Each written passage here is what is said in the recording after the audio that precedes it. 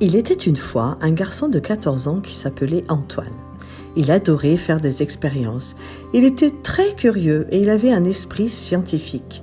Il aimait bien démonter les objets pour voir comment ils fonctionnaient et les remonter ensuite. Il passait la plupart de son temps libre dans sa chambre, qui ressemblait davantage à un laboratoire qu'à une chambre d'adolescent.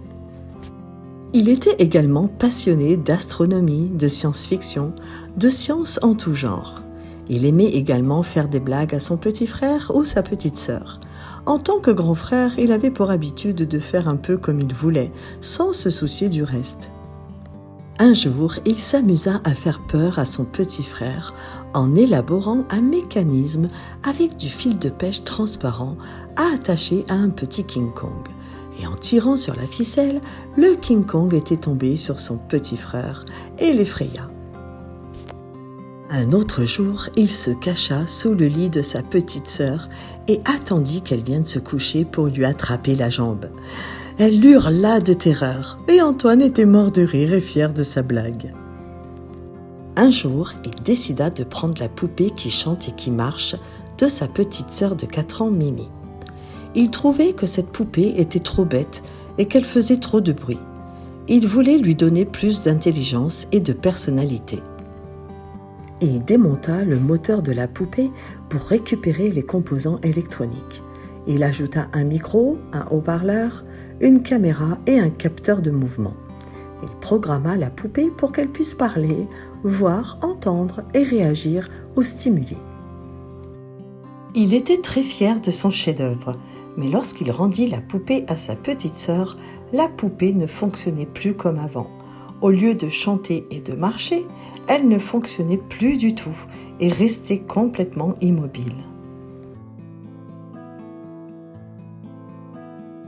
Antoine se dit qu'il avait encore des progrès à faire et ne savait plus comment réconforter sa petite sœur qui pleurait et qui appelait sa maman. Antoine lui dit qu'il avait opéré la poupée car elle était malade et qu'il voulait la rendre plus intelligente. Mais Mimi ne le crut pas. Elle lui dit qu'il était méchant et qu'il avait cassé sa poupée préférée. Elle lui donna un coup de pied et Antoine s'enfuit en courant. Mimi continuait d'appeler sa maman en pleurant.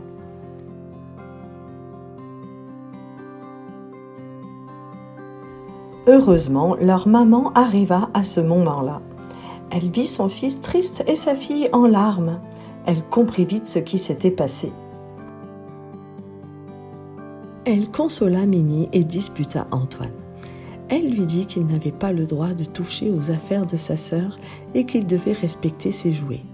Elle lui dit aussi qu'il devait s'excuser auprès de Mimi et lui acheter une nouvelle poupée avec son argent de poche.